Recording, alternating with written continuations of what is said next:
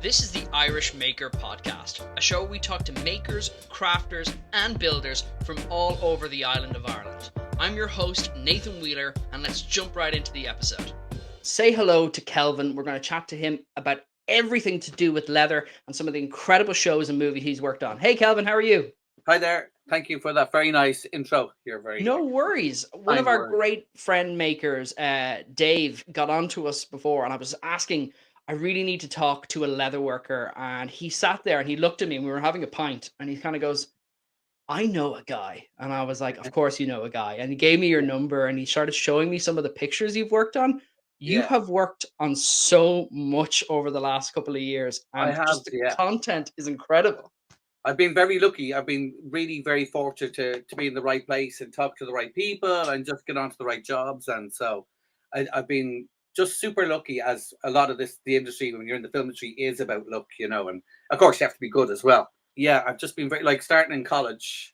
When I was third year of college, Braveheart came to Ireland, and back then there was no, and I mean zero, male dressers. A man dressing people in a film set was kind of unheard of in Ireland. There was one guy, Gabriel O'Brien, I think his name is. He was a super dude. He was the only Irish guy available. So me and my friend Adam Stewart got called up by the supervisor, and we were like, "What? I never knew there was a job on a film." And so we went down to the Curragh for all of our summer months in college and got paid cash every week. It was amazing. That must have been a cracking job because, like, It was amazing. Such a huge production, and we worked right with the designer Charles Node. Me, a guy called Adam, and another dude. And that was our first introduction to film. We dressed the extras in the morning at 5, and then we'd go back into the workshop and be with the designer. And we used to do little bits for him all day long. We did that for a whole summer. because obviously Braveheart was such a huge movie when it came to Ireland, because they did an awful lot of the scenes up in Trim, didn't they? It did, And yeah. then they did so much, and it was probably the first real blockbuster since, I'd say, I'm going to Yeah, say, since The Quiet Man, that was really in yeah, Ireland. it kind of was, yeah. And like And was like you're on set, and Mel Gibson is acting and directing. You're like, what the, what the hell? Do you know what I mean? And you're in third year in college, and you just really you're on a buzz off, but then you're getting to see, like, someone like a breakdown artist. You never knew there was a job where somebody could break down leather. You're like, what? And so a lot of me and two of the guys spent a lot of time aging fabrics, making them old, copying them for different stunts and for different scenes. So if for me, who was studying fashion, who wasn't quite really ready, really suited to fashion, this was like opened up for me. It was like, oh my god, like, I can still dabble in clothes and stuff, but I can use different materials and different techniques. what a place to get your start. Like, really, what Yeah. a place. But like, why was it? Are we still looking at like old Ireland, that there just wasn't any male dressers? It was just a There was very probably a little bit of, I'm not dressing people. There was probably a little bit of that. There just wasn't men dressers. So it was just mad. Like, most of the guys all came from England and Scotland. Like, I mean, I'm still friends with people. In fact, I just worked on a job in Belfast last year, Dungeons and Dragons. I hadn't worked with one of the guys since then. This guy, Adam Roach, is a super guy. I was like, Adam. He's like, Kelvin. I couldn't. We're just like, we haven't seen each other since then. So it was mad. Like, it was just mad. It was good to be in college and have that opportunity and get paid really good money back then for, I think it was 94, getting paid £300 cash a week. It was amazing. that's big money back in the day, like, Yeah, it was for super doing good. something you probably would have done for free, like. Well, it never feels like work. I mean, there's days you get annoyed, but like now you get annoyed. But back then you were like, this is hilarious. So you did everything. Like, you'd set up the rooms, you'd like set up complete brand new tents, set them out like shops, so that when the people come in, they knew where to pick their stuff, go to their seat, get dressed, all that kind of thing. So it was a whole world, like that whole world of dressing and preparation and stuff like that. Before we get into the leather work and we start looking at some of the stuff you've created, I really want to focus on this because this is blowing my mind. So, like, you're up at 5, Yeah. and then you've got the extras coming in, and You is it might have just 300 people, 300 extras who've never been on a film set before coming in. You're undressing them. You're saying, you need to go there. You need to go here. You need to that. You need to that. And then trying to get others, like when they're dressing, you need to help him get dressed. So you're trying to get the whole thing. And then you got to get them out. Then they got to go to hair and makeup. And then they've got to go to set. And then they might go to set and sit around for 4 hours. It's just like, you're talking about 300 odd people. You got to get them dressed. You got to get them out. You got to get them moving. and that's even before you start your main part of the day, which is obviously Yeah. working And on that's stuff. every film. Like, that's every job. Like, it's a huge thing, you know. So it's incredible. So you went off, you did Braveheart. We did And then Braveheart, you would and the have. next summer we did SpaceTruckers, but about 12 of us from NCAD did SpaceTruckers. The designer was John Bloomfield, who was a cool dude. He just done Waterworld and a few others, and he was he was such a cool guy, like real laid back. So Those movies didn't do well at all, but I no, still they think they're were absolute cult classics. yeah, I mean, yeah, cult classics now, exactly. I mean, at the time, you were like, you were just like, what is this, you know? But great What, fun to work on. what Really I'd good like to fun. know is I want to know who made the that very very quintessential prop from Space Truckers The with square peg. the No, chainsaw pull string. I can't even remember that. You know that I can't even remember. That was the But only thing I took from that movie. Looking back and I mean, like, who designed that? That's probably sitting somewhere in oh, someone's probably is. thing. It's probably in someone's living room. Someone probably, I'm taking that, you know. So yeah, that's been my introduction into film. Like, and on Braveheart, I did do some leather work, but it wasn't really in my brain. It's like, oh, this was cool, you know, gold leather and silver leather, and you put things like French enamel varnish on, and you can turn a silver leather then into like a petrol blue, and then you can antique it and age it. You know, that's what I love. Like, I love getting stuck into it. So you start working on the film sets, and obviously that's blowing your mind. You've just done your couple of years in NCAD. You've got that fashion background. You're perfectly suited. You've got a start in the industry. Yeah. How do you then go from being on the dressing side and kind of working on the sets to then going, I'm actually going to become a leather worker and I'm going to build leather costumes? Because like every film will have its prep period, so it's in pre-production, and Yeah. you'd always get called in to set up, make stuff. And so on King Arthur in 2003, a good friend Graham Bird called me in and said, look, come work in the art department and do leather work. And I was like, I don't do leather work. And he's like, just do it anyway. I was like, okay. So I just blagged it, and actually there was an art director, and he was French, and he was not impressed with me at all. He's like, okay, I don't know if I like it. And I was like, he hates me. And then I got pulled in to costume by Kenny Crouch, who's a really cool dude in England, a supervisor. And I got to work with a man from Northern Ireland called Liam Rodden. He is one of the most talented men you're going to meet in Ireland. He is a master tailor, and he's a master leather worker. He's just like a super creative. And for me to work with him was what really got me into leatherwork, because suddenly I realized, holy crap, here's this material that's a bit like, it is a fabric, but it's like clay as well. So now you can hit it, wet it, shape it, texture it, dye it. You know, this is unforgiving.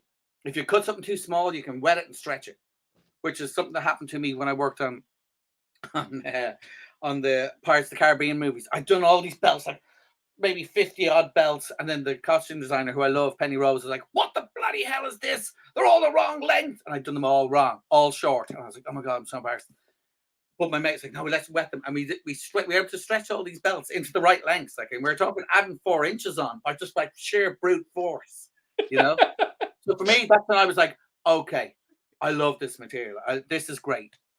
It's cracker. And like I feel like there's a kind of a cultural move against leather that kind of came with this whole sort of, we got very environmental, and then we decided that leather was kind of evil, and then Yeah. like so many people stopped using it. That is still going on. Like the movie The Green Knight, I know the costume designer in that banned all real leather. So they worked with I think it was from palm oil or palm trees and coconut leather and loads of different variations that you can work with. I don't believe they're as sturdy on set for extra work, but you can work with these leathers. You really can.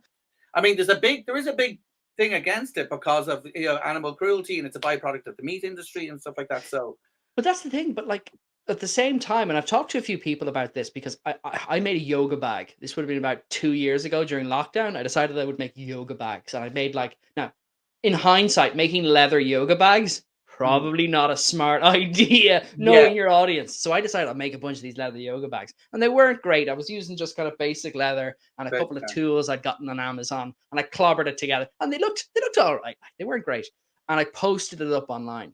Check out these yoga bags, and I posted it to Reddit. I posted to the yoga subreddit.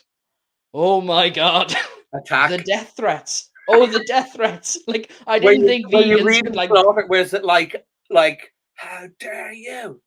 but you could read it in the accents, like, oh, like this is awful. You should be using kind of, this vegan stuff and all the rest of it. And I kind of had to stop there for a moment and go, oh, hold on. You're asking me to not use what is essentially a renewable resource because people will keep eating cows and use oil products. Mm. You want me to use something that's come out of the That's it. ground? Like, we don't like palm oil, but we like it when we make it into leather. And they were just kind of like, Yeah, it's one of those arguments that just go around in circles, isn't it? It's like, I mean, I haven't worked that much with the green leathers yet, like that kind of stuff. Except last year I did work with like fabric made from palm trees and oh from wow, trees, and it's really cool. I wish I had a sample of that. It rips very easy, but it made the most. You can make great stuff with it, ingredient stuff. It's made in Ghana and sold by a company in Germany, and it's like €300 a meter. Yeah, yeah, €300 a meter. And we didn't know. Me and this girl, we were up in North working a job. We were like, la, la, ripping it up and tearing it up. And we had to order more. We're like, oh my three God. hundred quid a meter. Yeah. Like, I've heard of some expensive fabrics, And but it's like not that's wide. It's only about this wide. And so that much is €300. And we were like, there's a bit on the going floor. to town. Like, Not realizing, we didn't realize it was so bloody expensive.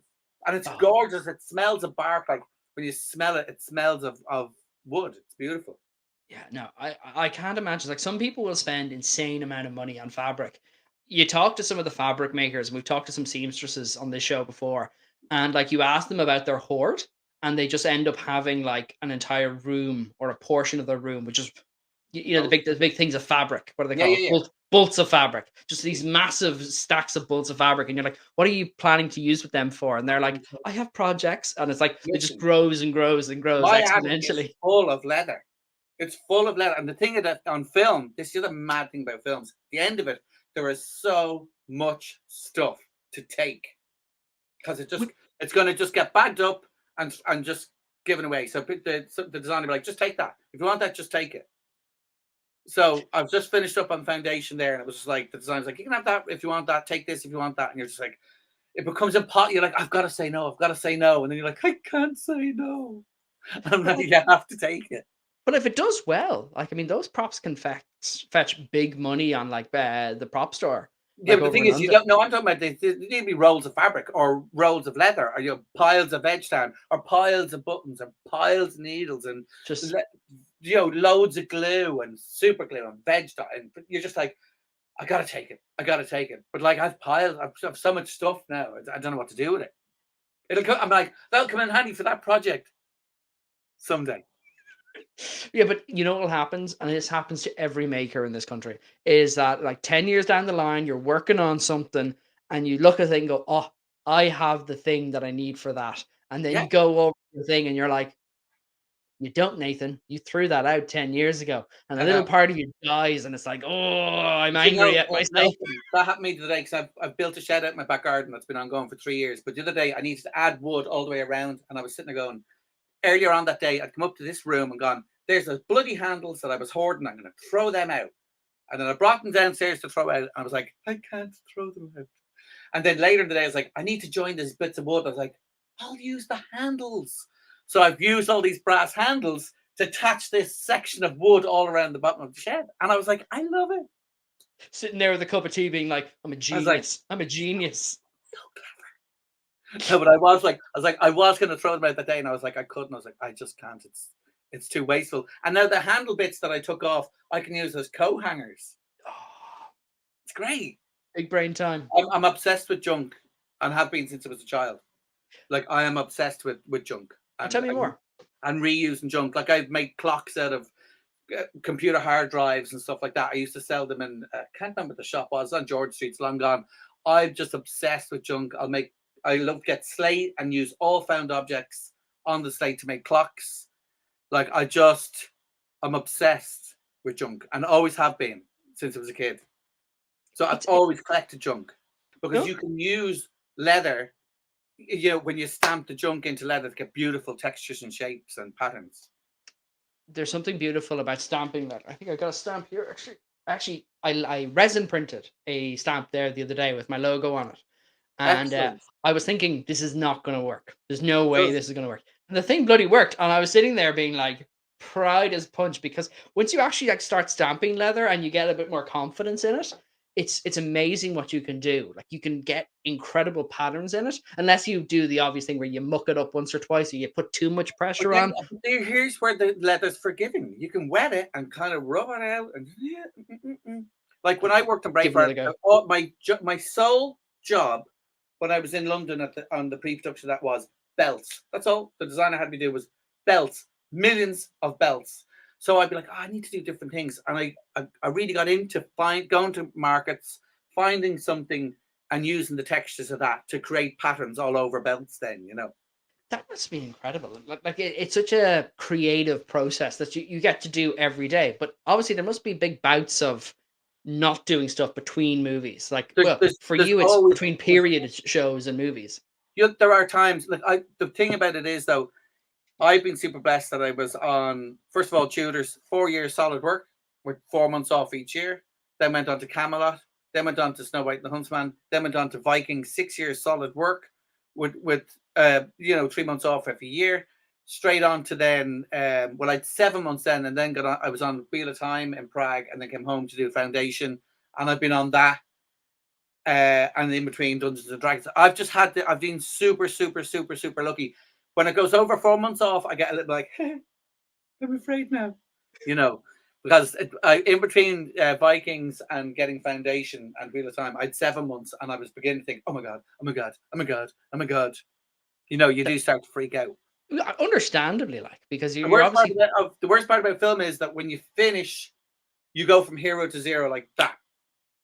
You're your whole purpose, your deadlines, what your title was over, gone, blah, blah, and you're just like, oh my God, I'm just a person again.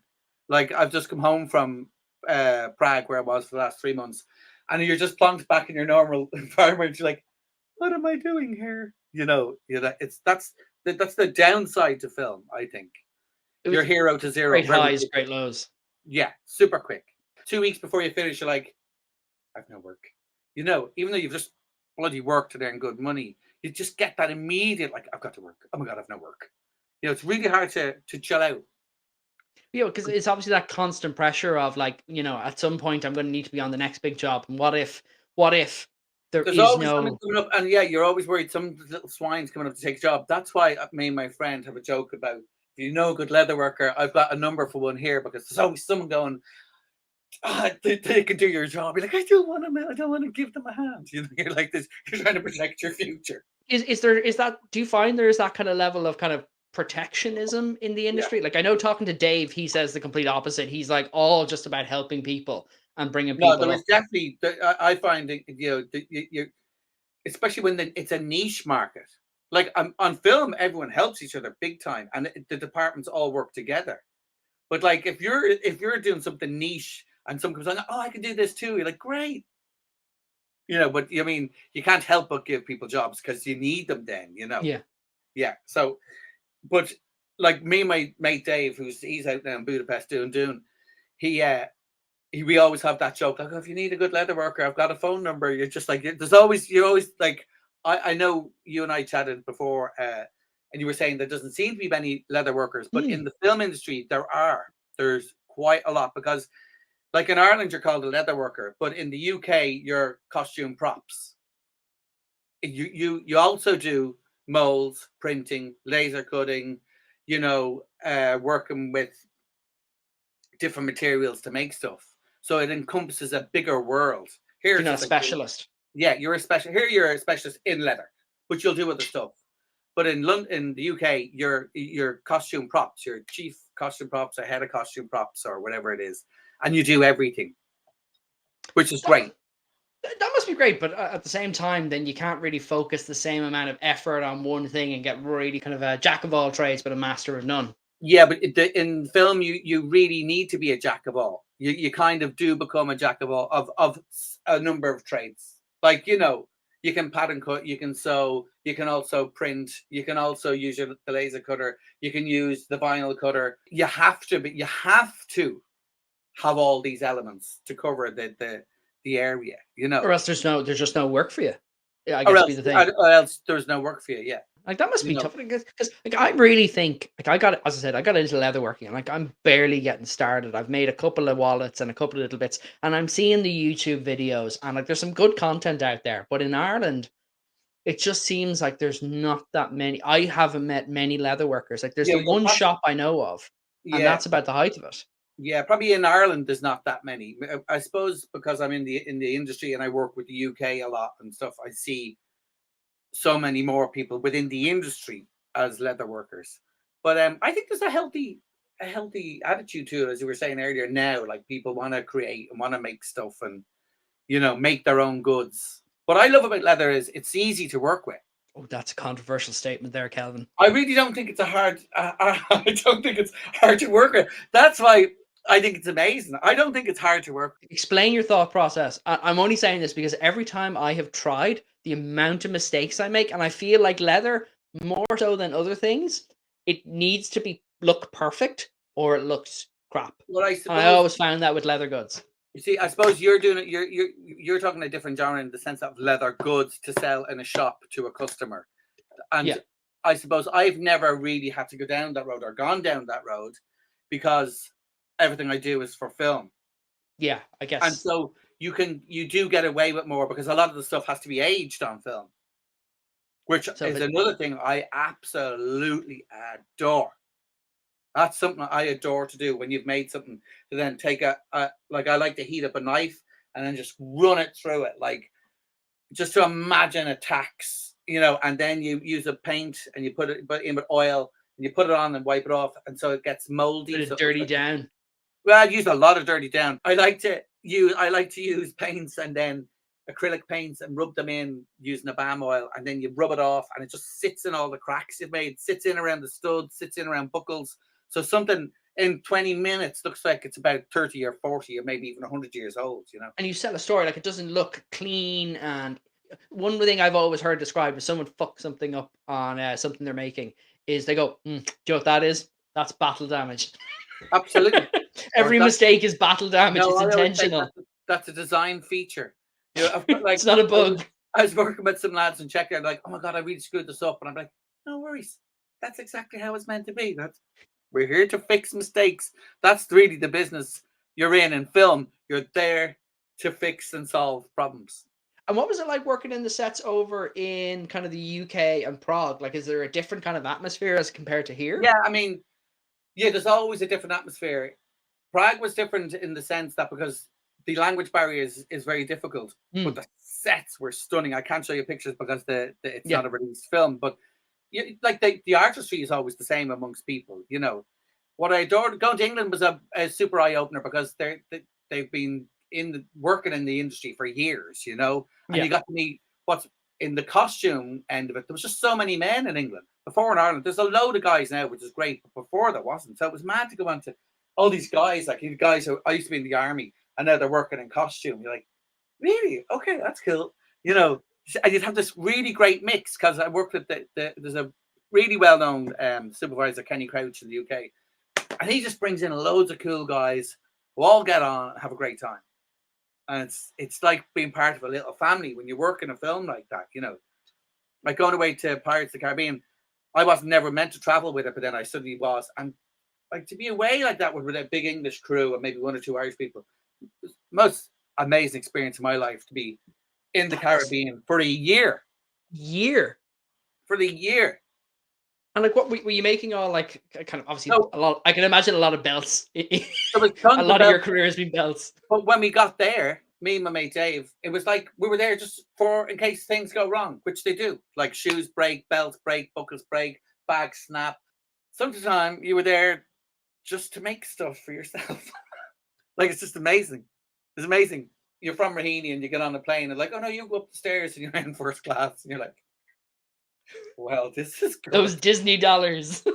Yeah, $50, they're pretty good. I can So imagine. I can I, imagine. And like they're bringing you all that way and you're working on set. Is there a sense of like close proximity to other artists? And then you're thinking, Jesus, you learn so much from them and you can kind of teach them some stuff. you're always trading effects and ideas, and oh, you should try it this way or do it that way. Like my mate David Bethel, he's super into his technology, so he's like, get a vinyl cutter, use this, learn this. I'd be more of a hands-on. I like to use my hands, and I'm only beginning to come around to technology because I love getting a hammer and making something. I have come around to how amazing something like a laser cutter is. Like on the first season of Foundation, I did laser cut leather work, and it was super cool to But yeah, watch it it just cut like it everything just out. zip zip zip zip zip, and then like And you've no problems, and like if you dial it in, it doesn't even leave that much charring, and then you just no, have all your pieces perfect, and you're like, this would yeah, have taken me hours. it would have taken a team of other people. You've just done out two people from work. I'm coming around to the technology, like on Foundation this year. I was using the vinyl cutter a lot, because we'd be cutting out stencils for shirts and images to go onto things and weird logos to go onto stuff. So the vinyl cutter was working a lot. While you're doing leather work, while you're making armor in J foam and stuff like that, and different adding bits, and it's like being a kid in play school. I call it play school meets Why Don't You, which was a program when we were kids. Like it's not a job. It's definitely not a job. Like A we're playing. calling. It's a default lucky calling. Yeah, it's like, well, I'm not good at anything else, so I have to do this stuff. And tell me now, before we get on to chatting about we'll go through some of your images because I actually need to show people your images because I think people are hearing you talk about everything and they're probably like, this guy can't be that good. Let's talk about some of these pictures because this is incredible. And like, you're all cutting this and patterning it by Yeah. hand. So this middle one is from Foundation season 1. That is there's a wood grain effect has been laser cut into that, and then some of it's laser cut out, but most of it's hand cut. And then I've burnt in marks. Me and my assistant Saoirse, and another girl called Sarah would burn in some of the straight lines with a hot knife, and then you do it all in the flat, and then you dye it up. Yeah, and then it's gold leafed on the inside. That's all been broken down to suit the scenes. And then this actually here, like the piece on the left, I'll give you an example of why I can't abide stuff being thrown out. They were actually a pair of gaiters that didn't work for a character, and suddenly they needed a kid's armor. And I was like, give me that gaiter. And I repurposed it by cutting it up to turn it into this kid's little armor piece. That's unbelievable. Now, tell me something. When you're creating this, are Yeah. you going by like your designs or are you basically handed an art department Basically design and mine. then told to copy it? I prefer to work with a designer who's like, just do your own thing, because essentially you're designing your piece then anyway. It is your piece. It's every bit of it's out of my head. What you do is with whoever's working with you, when it was Saoirse or Sarah, we just do samples. Is this good? Is that cool? Like there was a stack of samples before this that the designer, on fair play to Emer Nemo Denning, at the time would go, I don't know, maybe that, maybe this, and then you two of you would get there. I call it going across the room with the lights out, and you're trying to get to the light, but you're stubbing your toes on the way, like and so eventually you get to this product, and then you'd have fittings with the actress, and you'll see, well, maybe this bit, or maybe that needs to be longer, or maybe we need to add this, or da. But essentially, I love to be able to be given the freedom to do my own thing. Yeah, because that must be difficult if you're just being like, here's a rigid constraint. Yeah, Make this. that can burn a hole in my brain, because you're like, boring. Like when Well, it yeah. can be better. Sometimes the designer from Pirates, Penny Rose, I worked with her last year on Dungeons. She's a force. Like I love the woman. She'd walk in, like one day I had to do this huge leather thing for a massive, big, huge, gargantuan woman. And I was doing one thing. She walked in, she's like, darling, wrong film, awful. And you're like, hey, you're like, and she's like, blah, blah. And you're like, okay, I know exactly what she wants. And she was right. So sometimes, you have that with designers who they know exactly what they want. They're cool enough to let you do your own thing. Like Give you a little bit of leash to kind yeah, of, this is what you're going to do, but here's a bit of leash. Yeah, on Snow White and the Huntsman, I work with Colleen Atwood, and she's a phenomenal designer. I love her. She'd be brilliant. She'd be like, just you do your samples, and then I'd be like, I was thinking this, and she's like, no, you know what, Kel? She'd be like, you know what, Kel? Let's do it this way, and you'd be like, great idea. So I love when you have that kind of working relationship with You're another back and forth. creative. Yeah. So anyway, going back to, you see this left picture here. the right hand picture of the belt. So that was from, I went to an auction, and as I said, I love junk, and there was a tiny little tin box that had this pattern tapped into it, and so I took a picture of it, and so I've used that kind of thing on loads of jobs. That pattern, I've used that on loads of jobs, tooling it You into just leather. pressing the pattern from the tin directly into the leather when it's Yeah, wet. so I would take the blow up a picture of the tin, draw around it, put it onto the leather, and you can see with that leather, like yourself from work with leather, all I've done is tapped in around the image, and you get that wonderful gorgeous effect. That must have take that kind of work, like you're using one of the little stamps. I know the stamp you're using, and then it's just like it takes a One at a long time. time. Din, din, din, din, din. Like I cut out the image first and then tapped away. Just tapped. Dum, dum, dum, dum, dum, dum, dum. And then are you dyeing that at the end then? Died at the end, yeah. The middle one is from foundation, and then Season one, yeah. And the one on the left? The one on the left is season one as well, was for a little kid, yeah. And then the one on the right is also foundation. Yeah, that was actually that was a personal belt I'd done for myself, yeah. You're just going around rocking that kind of belt. There were samples, yeah, that I'd done, yeah. That's awesome. This is Viking stuff. This one, this one on the two on the left in the middle, that's it. That's all tooled leather. Like that's all, every bit of that is hand tooled by me, Luana, Felipe. I don't know who else was with me at the time on Vikings. And then trying to cut corners, then you do things like, I bought these belts from Bachelors in London. They just had these boxes of belts, and then you were just folding the belts around the edges just to cut out time. They're already made up. And so it just gives you an idea of what you can do. And like this beautiful shape on the back of it, that was actually a mistake. That's where that was like, it didn't fit him properly. You had to cut into it. And then that becomes your design feature. But like that costume, I remember me and Lamana Felipe, we were in work till 12 o'clock the night before to get that on set the next day. It's a long night. It's a long day. Yeah, and it probably would have taken, like, from start to finish to get it right, to know where you're going, maybe 2.5, 3 weeks. Then you could turn it around in 4 days. But what it's like trying to get the weight of it and the balance and the chainmail and where it's going to sit, and does it need that, and trying to bring up the texture so that you can see the work, So I'd always be sanding back stuff and then highlighting it, to try and to get the contrast in, And do you feel like you're getting faster at it, or you're taking more time to actually work on each individual piece? Because I know people can go one of two ways. They're either super, super fast worker, or they take a long time, but they do an incredible end product. And then you have the weird people who go super fast. I would definitely say faster. And in fact, sometimes it's to a fault, because sometimes on some films, you're just like, I just have to get it done. And in fact, I don't care about this. I just need to finish the product. And you disown yourself from it, and you cut out the love because you realize, I've got to get it done. You do learn to be faster. Usually at the start of a job, you're going to take longer. That's why in prep, you have all this time, to indulge. But then something like that might come up and say, we need a costume for Monday, and it's Thursday. Is that common? That can happen. Yeah, but especially in TV, because TV, the script changes all the time. So with film, it's more tied down. The book, it's a set thing.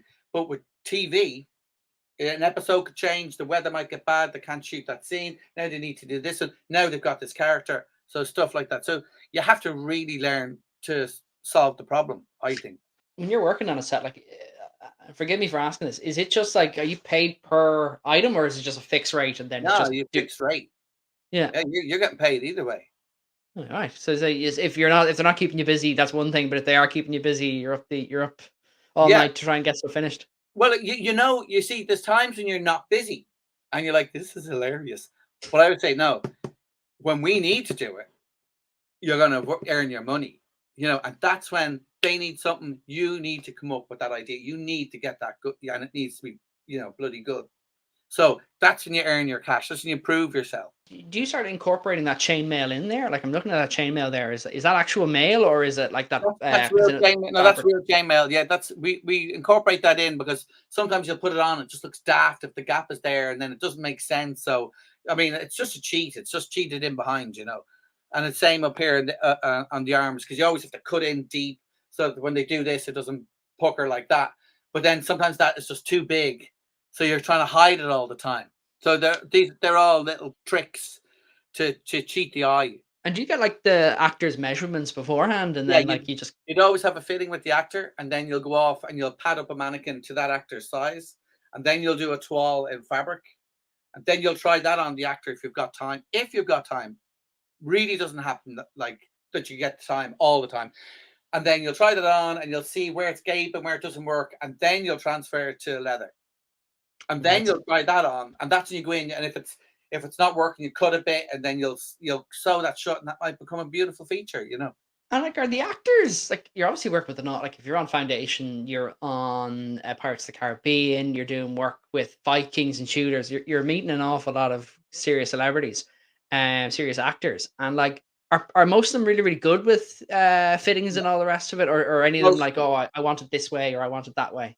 No, most. I mean, the actors have a lot of say in terms of their chats Oh with the really? designer. Oh God, yeah. Half the battle is get the actor to like the costume, and you know the industry. A lot of it, like the producers, have a lot of say now. Like you know, the toy company might have a lot of say, Sorry, whoa, roll back. The toy company.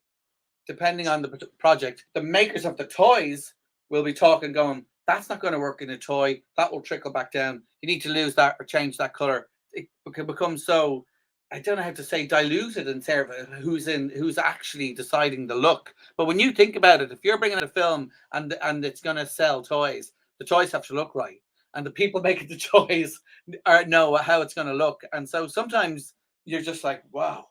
Sorry, my mind is just a bit blown there because I just never would have thought that when you're putting something together, you've got producers who I think Yeah, I'm like most people have no idea what they actually do. And then a guy from a toy company is there being like, you can't put that on your well, costume. You have to yeah, do they're this. suggesting actually maybe this would look better, blah blah blah. But that can happen. 100% can happen, and producers 100% can have a say, and the actor has a huge say. If they don't like it, you're screwed. A good designer will be able to bring an actor around. Joan Bergen's amazing at working with actors and bringing them around and really pulling them on side and getting them to believe in her ideas, you know. But you know, some actors are just like, I just don't like it. Could you give me an example or without naming No, names? I couldn't. I couldn't. Fair enough. I couldn't give an example. I can't even. But I've been in fittings where you're like, he doesn't like it. You know, you're just like, and you can cut the air with a knife. Yeah, but it's. That's fair I enough. mean, it gets resolved. It does get resolved. But in general, most actors are super cool. You've got actors who are really passionate, like you know, like Jonathan Rhys Myers is one who strikes me from Tudors and Vikings. He is really passionate about his character, and he's really. It's got to be right. So the costume you make him has got to be right. Like on Tudors, Liam Rodden did all of the male tailoring for Jonathan, and he really made him feel like a king. And that is the most important thing for a costume designer to achieve, is that the actor believes they are wearing the part they're playing. Well, I guess that's all part of their whole kind of their method. You know, like if they're not comfortable in it, it's like, well, I wouldn't actually be wearing this. They can't Yeah, feel confident and act then confident. yeah, yeah, So I yeah, guess they need to exactly. own it. Like, They need to yeah. own it. So like John would be very serious about his costume. You know, he wants everything right. So in that term, you need to make sure you get it right. You're judging the actor, the designer, yourself. You know, the look, the film, the TV show. So you're trying to put all these things into play to get the right look. And is there a difference there between obviously you've got hero costumes and then you've got your background costumes? So like I'd imagine if you're cracking something out for someone in Braveheart who's about to get an arrow in the head about 3 seconds into a battle, you're probably not putting a huge amount of time into that as opposed to Yeah, whatever a completely. lad on a horse is wearing that's going to Like have a I few know that talking on lines. Braveheart they went, because there was so many extras in the background. They actually went and got a load of hospital blankets and used them as kilts. I swear to God, yeah, they did. What's weird is when you've worked, say, on a piece for a film or for a character, and you're like, oh my God, I want it to be brilliant. And you rock up onto another job, and it's early in the morning, and you pull this thing out of a box, and it's a piece you've worked on like 6 years ago, and now it's in with extras clothes. You know, that can happen. When I was in Pirates, I was emptying a box today. We had all this stuff come from Angels, and armbands that I'd made myself were from Mystic Knights of Tirnanog, which is this awful but hilarious kid show from. Oh, I remember Mystic Knights of Tirnanog. Yeah, That well, was the jam back in the day. You made the arm. Did you make some of the armor on that? yeah. I worked not the actual the hero ones, but I made loads of the leather armor for when they before they turn into hero people, like for Ivor and yeah. I mean, yeah, I did. I spent a That year is on that. very nostalgia. I think an awful lot of people, some people listening to this are probably like, what are What? Mystic Knights of Tirnanog? And It other people was. are like, I mean, it was mwah. just before CGI really got hold, right? Like we used to have to go, to go air above me, right? And we'd say hold, and then we draw on the monitor where they were standing, right? And then right out, we put them in their hero costume, and then we'd stand them back in and go right there, and then we'd start to shoot again. Like it's hilarious now when you think about it. I But it was, really need to sit down and actually rewatch that show because it was an oh my absolute god, banger of a show. is hilarious. But I tell people I work there, like, what is that? I say, check this stuff out. Like, this is comical stuff. That was a cracker though. Like when was that made? That was 90s, wasn't it? 97, 98 Jesus, for a 97, whole 98. year up in Kilrudry. And how many did they only make the one season? One Or did they season, make and then they started the second one, they just cancelled it. Oh, Yeah. just couldn't get the buy-in. I mean, I think technology just like overstepped. It was like, hello. Like it was all they were all ex Power Ranger costumes. Yeah, they were reusing stuff from they would like add bits and join bits on. Yeah. Then a crowd of guys started to make stuff for it. But yeah, it was just a mad show. I mean, all your job was go out, myself and a girl called Susan Connacave, who is now designs for Valhalla. Her and I super glue, fixing of running around, gluing bits back onto costumes, like as toes came off and horns fell off and stuff. You know, Well, it's just yeah. hilarious. I can't believe they use like recycled Power Ranger costumes because like it's just not surprising because the amount of Power Ranger shows there's been like they seem to just like decide like maybe we should stop doing Power Rangers and then someone's Yeah, like no we're just gonna make a brand new show and then and cancel use it them all after a up. Now season. I think the hero ones probably were brand new, but like a load of them were recycled. We'd respray them, and I'd spray all these effects on, and you could chop them up. You ever No, see it's not you've uncommon. seen Firefly obviously. No. Firefly, it's like a sci-fi western. It had Oh yeah, yeah, yeah, yeah, yeah, it had Serenity, the ship, Nathan yeah. Fillion. He's in it, and he's a very good actor. And all the bad guy soldiers from whatever organization they're part of, they used all the recycled Starship Troopers uniforms. Yeah, So like, there's this bit where they're coming through like the space train, and like all you see is just a bunch of Starship Troopers standing there with like the rifles and the hats and like the armor and everything, and you're like, yeah. that's like the same people who are like, I love Starship Troopers are going to be watching this show, and like I you just say know like it's like what, but it was so obviously done, and then you're because just kind of like, like at the end of big costume dramas, they'll sell all the costumes to costume houses, yeah, so everything gets recycled.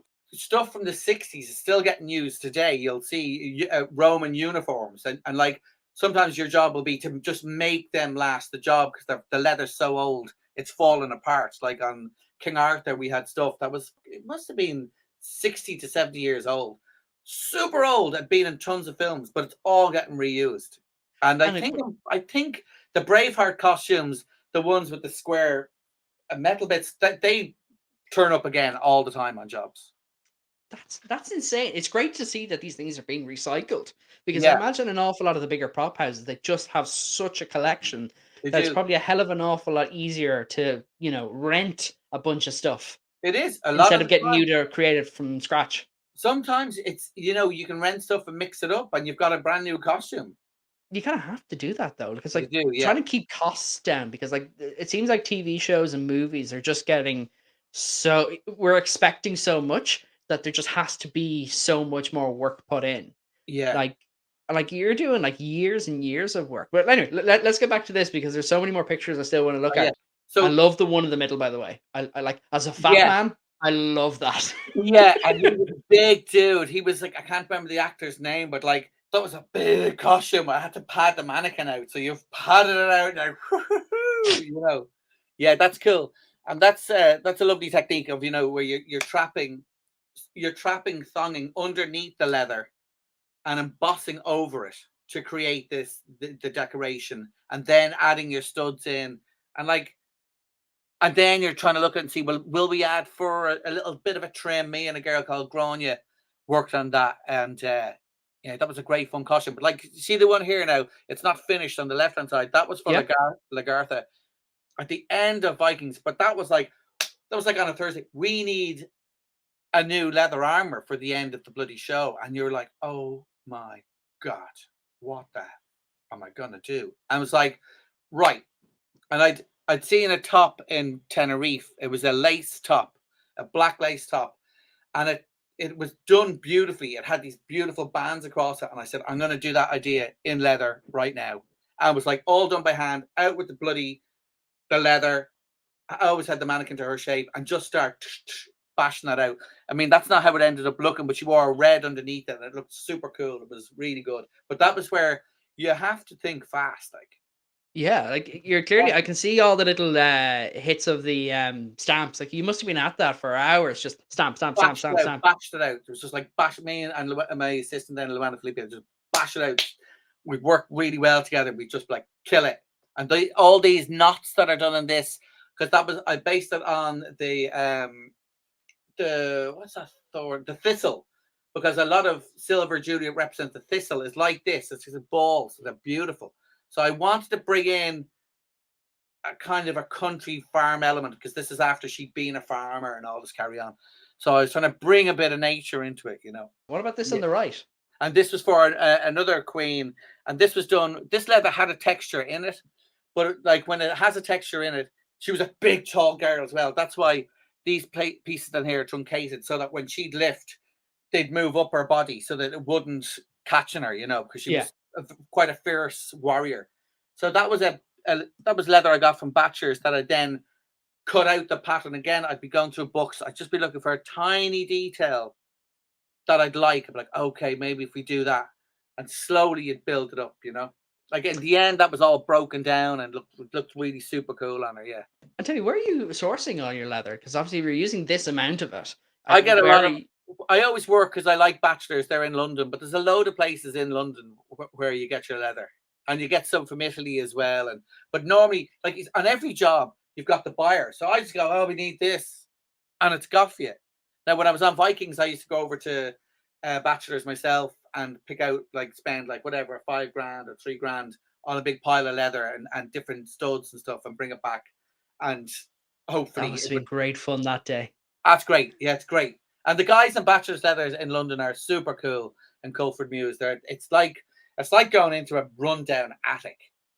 It's just, and you're allowed to go in behind the counter, and they let you walk around, and you can, and the stuff there for donkeys years, it's just sitting there, never used. That's the kind of place where you go, I'm looking for this very, very specific thing. And then there's an old man, he's like, I know exactly what you're looking for. Then you go into the bowels of the No, it's building and more he's like, like the three guys go, well, off you go and have a look for it, and you go in, and you're figure allowed, it out and yourself. you're like pulling up boxes, going, what that? And they're covered and they're kind of rotten. You're like, what is in there? And you're like, that's cool, because I have all the buckles and the studs and the stamps, and as I was saying, using like belts to create detail that looks woven, but it's not just a belt that you've just sewn on, you know, stuff like that. It's just incredible. Like the amount of work and detail that goes into these pieces. Yeah, Like it kind is. of what kind of time frame are you putting into most of these? Sometimes, Like if like you're talking that about a big one. costume. Well, say Lagertha's one there, that had to be done in a week. That had to be done in like 5 days or something. It was like absolutely insanity. It was like, we've got to get this done. We've got to get this done. Was that like So your full time for 5 days, or was it's solid. Like, that's like, you're like a maniac. I think you'd have other things to do. You would have, like, or this belt is broken, or this shoe, or we might need a gaiter for this, or this has happened. So, like, the whole artistry side of, I'm doing my work, that's out the window. It's like, well, we don't have time for you to be sitting there getting it right. You know, get it done and make it look right. that seems to be the So big thing I'm hearing about from people who work on sets. It's all just about it just needs to get done. Like they're just that seems to be the yeah, bottom like line. when And you if look things aren't inside, done, then yeah, when you look inside my costumes, like, hey, it's not finished. I'm like, it's fine, it's for set. They're not looking inside it. It's grand. You know, like yeah, because I do work with seamstresses and tailors, like Georgina Diaz. Her stuff is pristine and it's beautiful. I'd like to have just a little bit more of her element, because when you look inside hers, they're perfect. But I know, no, they're never going to look inside it, so it doesn't matter. Yeah, unless it's like they're wearing like pure raw leather directly on their skin, in which case, God help them. But I'm too bad about them. It would just be like the camera's never going to see it, so I'm happy.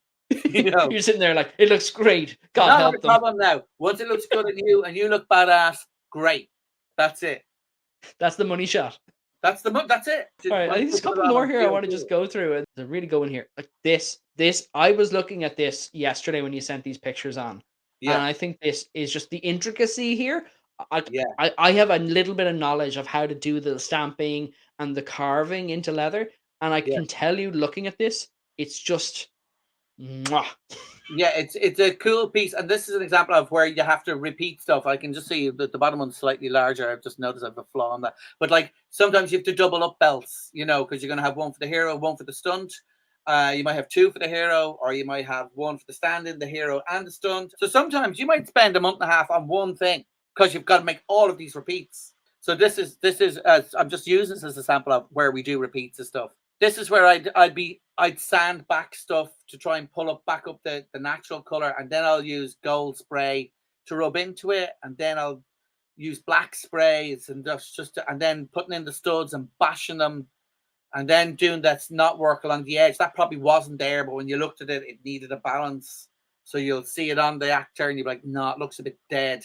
And then it might have still looked dead. That's probably why I put the black tonguing underneath that detail to lift it back up again, It's like proper savage, and like there's a lot of work that goes into this.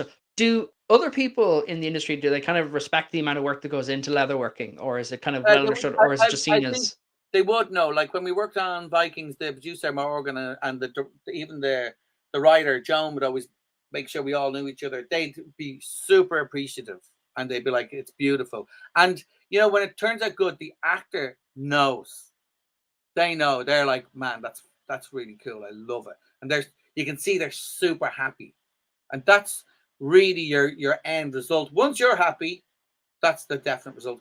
But when the actor loves it, you're like, brilliant. That's a good day then, is there's probably so much you probably have to just get done on a day-to-day basis and make sure that you're delivering those really slick products, because if you have a bad day, especially in this industry, that could really affect your reputation going forward. Well, sometimes you have to cut your losses, but yeah, you do have situations where you're like, man, like there's times you look at something like, I hate it. Like the first costume I ever did for Lagertha, which is actually one of our most famous ones. People adore it. Swap over. We have it here. Vicky, if you just want to swap over. I don't know if that's going to be the first one, actually. I don't think it is. It's one of hers. But yeah, that's not her first one, but it's one of hers.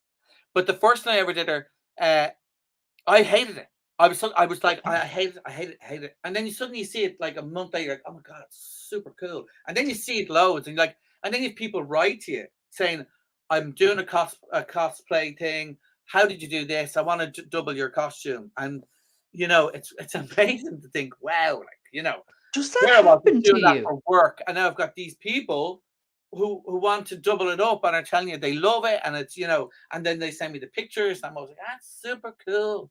And they are super cool. Some people really go to town, and they really do great jobs. I've never heard of a cosplayer going to those lengths of actually reaching out to the prop masters or the leatherworkers and all the rest of it, and going, yeah, how did you make this? How did you do this? Is that common? Well, it happens to me a good bit, yeah. That's wild. Yeah, and you try to help them as much as you can and give them encouragement and say that's cool, and they're doing amazing jobs. This one was this was a gorgeous piece, but it never got airplay on the show. This is a typical thing that was made, and she wore it 3 times, and they're like, we need a new armor now because there's this jump in time, and this happened, and then you're like, what? I've just finished that armor, and I would get quite annoyed because this was a beautiful piece, but it didn't really get the play I wanted it to. It never really got shown enough. Yeah, that must be a bit gutting for you, because like you're putting so much time and effort. As you do more films, you're like, I don't care. But you learn. You know what? It's only a job. It's just a piece. I've learned something. Like on the job I was on there in Foundation, there was 2 Czech guys with me, and I was showing them how to make stuff look. There was like this carnage. I was like, right, this is how we make stuff look old. This is what we'll do. And they did some cool stuff. And then he went, oh, actually, none of the people dead are wearing armor at all. And the boys were like, oh, man. I was like, it doesn't matter. You've learned a new skill. You'll be on another job where you're going to go, I know exactly how to do this. So it doesn't matter. Just blow it out and move on. You end up not being precious, trying not to be too precious. And just being really kind of get the product out, make sure you're happy with it, but not get overly attached. But I'd say you're probably doing so much. Like, I guess I think of myself when I'm making something like, oh, I'm really attached to it, and I'll put it beside my bed when it's done, and I'll look at it and I'll be like, it.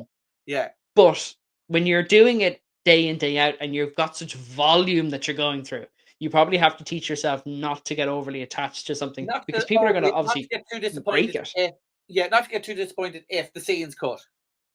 All of a sudden, oh, that scene's gone. You can stop what you're making. That's happened loads of times. You're in the middle of it. You're like, the scene's gone. You're like, but that would hurt. And then you just have to stop working on it. That's gutting when you haven't had the time to even finish the thing and you were just getting into it. Like, you do want to get into your work and you always want to sit back and go, okay, I'm happy with it, because I know if I'm happy with it, they're going to be happy with it. But then could you recycle some of that stuff then in the future? Like, oh, well, I started working on this, I can use this here. Pieces like that you might bring home. You might just keep them, or you keep that idea for another day. When you create that armor, for example, you created that armor. So who owns that? That's owned by the production company. They own every inch of it. So everything you produce, they own? Yeah, they paid for it. They own it. It's their property. And then, like, does most of that end up, like, I guess for big shows like Vikings probably sold and all. Like, I'd imagine they an awful lot of a lot of the armor off when the season. You see, a lot of it will be in TV that's kept for ages in case they have to do reshoots. Yeah. So, and then at the end, they auctioned off tons of the armor. They actually did an auction I think it was 2 years ago, and they auctioned off all the bits to bidders. Were you curious? Like, did you check of how much your stuff went for? My God, that's all for $6,000. That must be really good for you, though. Like, that must be like you're probably sitting there being like, "Come on, I put a lot of work into that." Yeah. It is. Yeah, it's interesting. And some other stuff wouldn't sell. You'd be like, "What? That didn't sell." But like, because I guess like bidders, I'd imagine in the prop. I'm not a prop collector. I know a few prop collectors, and they're very into it. But it has to be like fitting a certain criteria for them of what they will buy and what they won't buy. But it's like if certain things have screen time and then how much screen time that piece has, that makes it more valuable to them. So if you have duplicates of like let's go with Star Wars. So like duplicate blasters, the blaster that was held in certain scenes is worth so much more than this other blaster that was only slightly used. Yeah, like that's a duplicate of an arm piece I did for Chris Hemsworth for Snow White and the Huntsman. But like, I kept that because I was like, I just love it. I was just like, I'm keeping that bad boy because there's a lovely, and I like to do little things like I did. I think it's Orion's belt. I did that in secret studs into this so that I knew it was in it. So when it's on screen, you have a little, you're like, haha, I know what's on that, So it is nice to keep pieces. There's another piece I kept.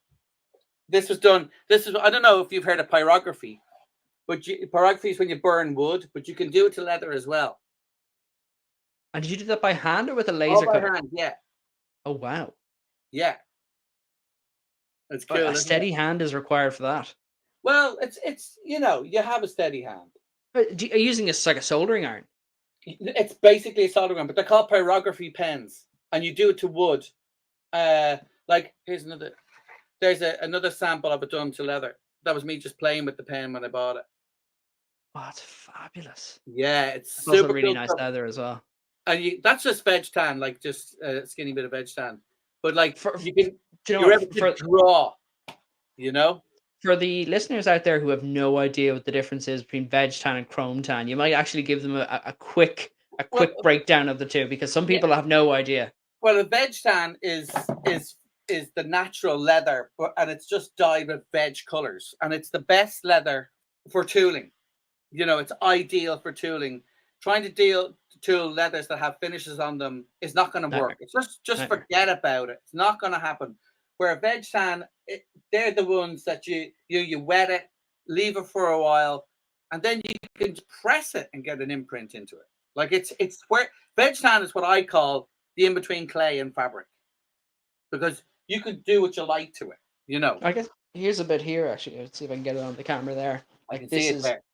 this is like pure Veg Tan That's I Veg got here Tan, in yeah. Dublin, and it's like cracking stuff. But like when I got started, I had I really mucked this up. I had a bunch of upholstery leather, so like really nasty chrome tan stuff, and I had all my little my water ready, and I had all my little stamps, and I was like, Nathan's gonna do some stamping here. It's gonna be amazing, and I got it all set up, and then I put a little bit of water on it, and then I was like, clink clink clink, Not gonna. nothing.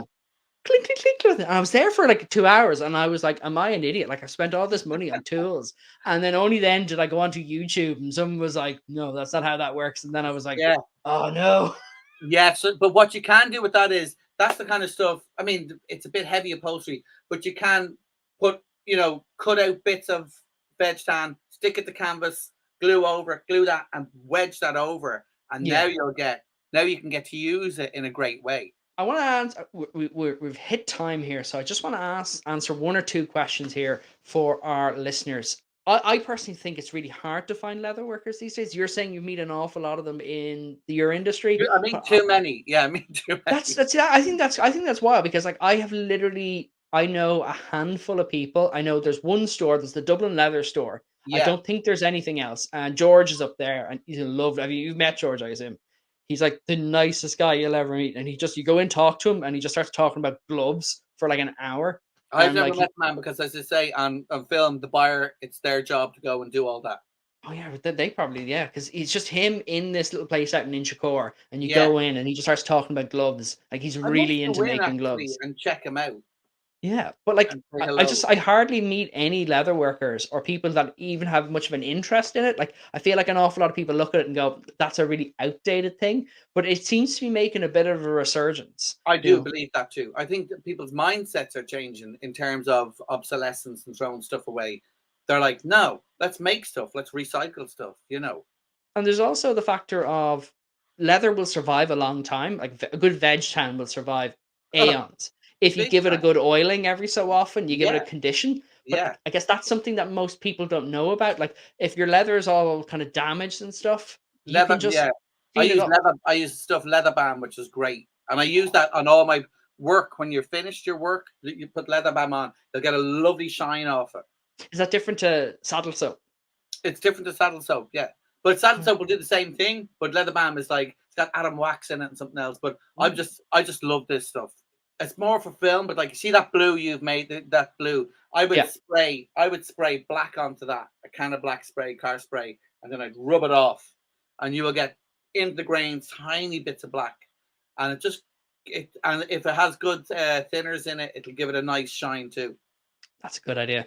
That's Yeah. actually a For really film, smart it's idea. super, super. If you dye something brown, you give it that spray, and suddenly it's like, wow, that just looks. It doesn't look brand new anymore. It looks weathered and a It's bit of eye life catching. in it. We were in the repair shop there, God, about 2 months ago, and this lovely woman came in, and I was sitting there, and I was trying to help out fix something, and she brought in this leather case, Mm-hmm. and on the front of it, it had E. O'Neill, Mm-hmm. 1912. Lovely. And I sat down and I was like, 1912 E. O'Neill, and I'm like, is this Owen O'Neill's case from 1912? I was like, no, there's no way. It was all leather. And she's like, now, I was thinking of painting it. Oh no. And I was like, sorry, so you want to paint this antique leather case? And she was like, yeah, like it's fine. Like it's done, like it's gone. And I was like, hold on. I took out some saddle soap and I just whoop, whoop, whoop, whoop, whoop, 5 minutes, and then it looked like new. And she was just like completely shocked that you could Yeah, bring leather back. yeah, it's amazing. Yeah, you can. The worst thing that happens though on film is where a leather costume gets wet and they dry it in front of a big heater and it just goes, and there's no bringing it back. They shrivel it. You're like, no. But like I do, yeah, it is amazing what you can do to old leather to bring it back to life, and you know, it's amazing. As a final question here for thank you so much for coming on the show. It's been Yeah, absolutely no worries. brilliant to have you. I think we could sit here and we could I could talk for walk. I another could hour. talk. I've stuff here that I haven't even got to show you. I was like, because I really wanted to show you how in film you can make something in leather. I'm going to show you something that I made Go in on. the Huntsman. Right? It's made in leather, but then sent to be molded, and it's made in polyurethane, and that's it, made in polyurethane. Oh, just go back a bit. Let's go back a bit because that is incredible, and that's cast. That's cast. This is rubber. That's all. This is plastic. Polyurethane molded. Holy beans! Let's see the back of it. The back is simpler because I was running out of time at the time when I was making it.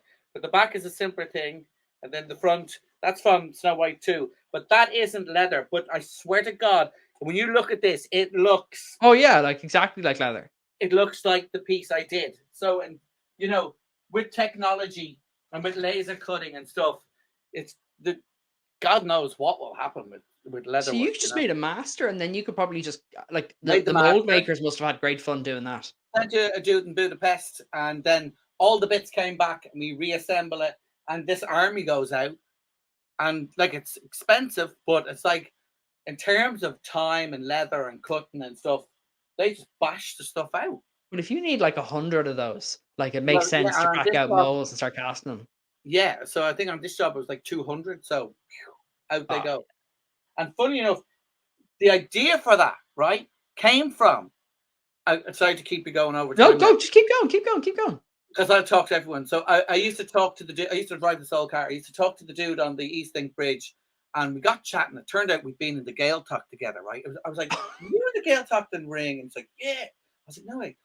And he had a bracelet on. He said, "Would you be able to fix that for me?" And it was a leather bracelet, right? But the technique is what I used on that costume. I used this technique of running stuff down with leather down the that join together. Oh, So what were you doing? Were you just putting a rivet in, or did no, you no, just it's like overlap it? this bit here has tonguing going through it, which goes through this bit, and then it has the loop again and the loop again. So Oh, so it's all that, supporting it. so he had a bracelet like that, tiny, that I fixed, and out of fixing it, this then ends up in Shepperton Studios getting made to be sent to Budapest to be reproduced. Like you can see there the plastic. Look, it's just plastic. Cool though, right? Jesus. But do you know what? The detail in that is actually phenomenal. Like it Yeah, it's looks, stunning. Like it there's lovely looks little bits. unbelievable. Yeah. And like when you were making the leather part of that, like how long did a costume like that take? I can't remember. Long enough. Maybe 2 weeks or something. 2 weeks, yeah. Yeah. I'd well believe it. Like that's a lot of detail that goes into something like It that. can take longer because you do like this. I did variations of it. Like, you know, you do there's a variation of the tacit, but it's not the one that got used. Oh, is that kind of like a monster skin kind of thing, or No, this is the show and tell? this is the tacit that would, for here to protect the legs. Oh yeah. So, and then it's all truncated so that it'll do this when they're moving and stuff. So it has life. Do you know what? I absolutely understand. When we were talking about setting up this episode, you were like, no. I want to be at home. I want my bits to show. Yeah. And I was just like, I'm trying to make a podcast here. There's a lot of stuff going on. And now that I'm here, I'm like, show me more, Magic Man. Show me more. There's so much stuff. Like there's stuff everywhere. Can I show? I can't even. Well, that's a sample of a thing I did last year. But like that's just Veg Tan, right? Oh, how do you get that effect? With a blade. Oh, so you're cutting it up and then making ridges up. Just cutting it. Like there's so much you can do. I have boxes. I have tons of things here, but just all different samples of the things you can do. Like this was a piece I did for Lagertha. That's because I saw a pair of shoes in a shop that had that detail. That became a super. Is that woven? Sorry, I can't see it. Is that woven? No, this is all chopped out and then woven through. Yeah. Oh, I see. Yeah, there's another sample of that piece from thing. So these are the samples that you're showing the designers. Like collecting them, and the designer's like, I think that. You're like, okay, these are all like wood samples. How to make stuff with like wood, and then adding bits of metal in, and then just like I've tons of this stuff all sitting there. And is that something you'll spend like your downtime making? You'll make kind of samples. You know what? It's great when you're not busy in a film. I'll always say, learn and earn. You're getting paid to play. If you're not busy, I'd say, what we do, make yourself a wallet. Because you're sitting there, you're getting paid a wage, and you make yourself a wallet, but you're learning. So Earn and learn. That's to say, it's the only job where you can sit there and earn and learn. Like, it's amazing. Like, that's cracker. And like, no matter what you're doing, as long as you're working on something, you're actually learning. And like everybody in the film industry will joke, look busy. So once your head's down and you've got a boot on the table, you can just be making something anyway. Everyone I've met from the Irish film industry has been. I've only met I've met mostly people on the prop side of things, but most of the people I've met have just been absolutely lovely and like super super giving, Yeah, and like just nice. Like I said, when it was Dave, I was trying to do casting. No, yeah. I'm a talker, not as good of a maker. And I decided I would get some resin and I would cast things and I'd be all super cool. So I bought polyurethane resin. Yeah. And I was living in like a little apartment in Chapel Lizard, and it came. I had no idea what it was, and then I opened it up, The and I smell. nearly died, and the whole house smelled like fiberglass. And in Yeah. comes my wife, and she was like, "Nathan, what are you doing in here?" And I was like, "I'm Don't buy making resin." And she's like, "No, why are you bringing dangerous chemicals into the house?" And to be fair, the house stunk. It was like I was like repolishing a boat or something. So I had to like package it all together and like bury it in layers and cellophane and all the rest of it because I didn't know what to do. And I got on to Dave and I was like, Dave, like I've got polyurethane resin. And he's like, or polyester resin. And he's like, you didn't open it, did you? And I'm like, yeah, I opened it in my house. And he was like, you're a moron. And I was like, I know. Yes, I know that. So like I went out to him and like we sat down and we were having a breakfast in the Hairy Lemon. And he's there like, do you have the polyester? And I was like, yeah. And I kind of pushed it over. And then he pushed me over some smooth on epoxy. And he's like, stop being an idiot. Use this. And I was like, thank you. I brought it home and I was like, safe. But like, people have been so nice. And like, people always seem to be willing to teach people stuff. Like, I've gone out for... It's like you are going to meet work always with like just super bunch of nice people. I think we're like circus folk, but we don't have the circus in that sense. But we're like everyone just is lovely people. It's like we function outside of office people in that sense. We all like a chin wag and a bit of a chat, and we all like to have a bit of a drink and a bit of a crack, and we all like our work to be fun. And so we've ended up in this arena that is fun. I do fear that the industry's changing. It's like the fun's getting sucked out of it. The characters are getting sucked out of it slightly. Go on, tell us a bit more about that. It's just becoming quite corporate, and you can't say this, and you can't curse at that, and you can't do that anymore, and blah, blah, blah. And it's like, man, you're killing people, you're going to kill the industry, So is it kind of taking that kind of, take this as you will, like the kind of, I always assume the way people describe the film industry is very much like people are there and they've got their trade and they're working on something, and that's a more kind of looser environment as opposed to the more strict kind of corporate environment of kind of like, you can't say this or you can do this, and everything's a little bit, there's a little bit less tolerance of kind of different people and doing stuff. I fear that the industry is becoming a bit intolerant of characters, of people being a bit mad, being a bit like, well, that design is clearly nuts. Like, I've worked with some people and people are like, no. And I'm like, no, she's just cool. I just fear we're going to all be like robots. I do not say this. I cannot say that. You can't do this. You must do that. That's not what the film industry is about. It's a mad industry with mad people having a good time. And has it gotten better to work in the industry, like coming from Braveheart all the way up to now Foundation? Like, have you seen a big change in the Irish industry? When you do start off, you're usually on low budget films, and they'll work the life out of you, and you'll be doing everything. And then you go on to bigger films, you won't work, maybe not as long hours, and you won't have you're not as stressful. I don't know if it's changed that much. I suppose there's costume, hair, and makeup, which is where you'd be. I think because in the past has been predominantly female, has got a bit of a kick in, like a bit like, oh, you're just stocks and frocks, that's what it's called, or it.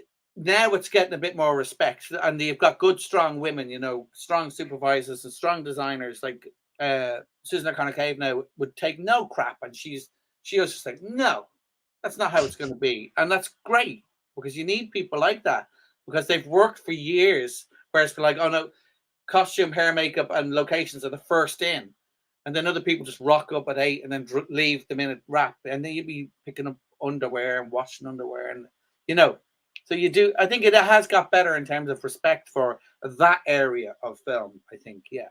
I'm going to finish with one final question now. And we always like to ask this of anyone we have on. Thank you again so much for coming on. What advice would you give to makers who are listening to this and they're thinking, first, we'll break into two parts. First, I want to get into leatherworking. And secondly, I want to get into costume design and films. So what advice would you give to people on that?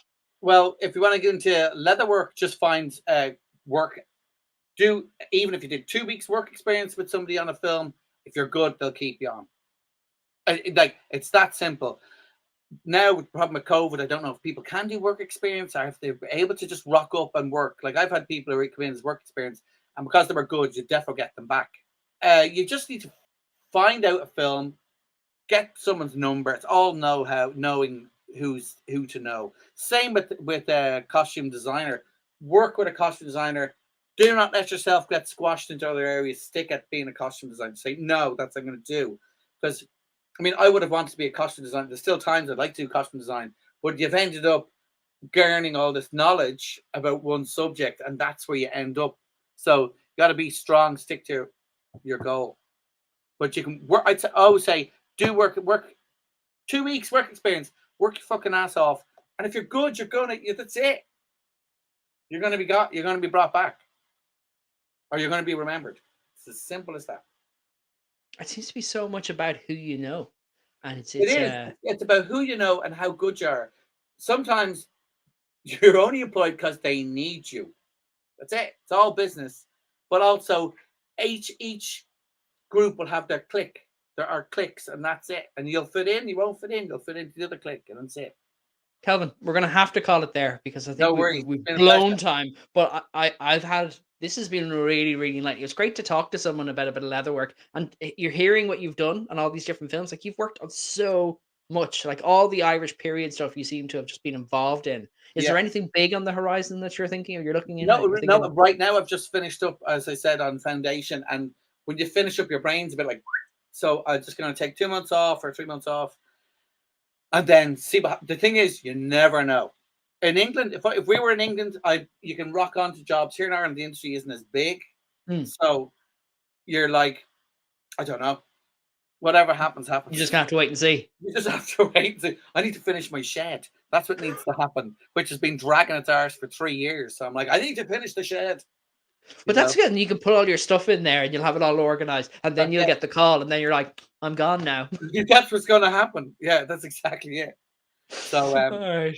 Yeah, well, listen, Kelvin, thank you so much. I really, really appreciate it. No worries. It's been a pleasure. And that's it for our show, guys. Thank you so much to Kelvin. It's so incredible to learn all of this about leatherworking and about the Irish filmmaking industry, about props, about costumes. I'm really blown away by the depth of his knowledge. This has been the Irish Maker Podcast. I've been your host, Nathan Wheeler. This episode was engineered and mixed by Vicky Toomey Lee. Thank you to our sponsor, Coding Grace. Music provided by Gertie Beats. Follow the Irish Maker Podcast on social media at the Irish Maker Podcast. And if you're a maker or you know a maker who should be on this podcast, then send us an email at irishmakerpodcast@gmail.com. Thank you for listening.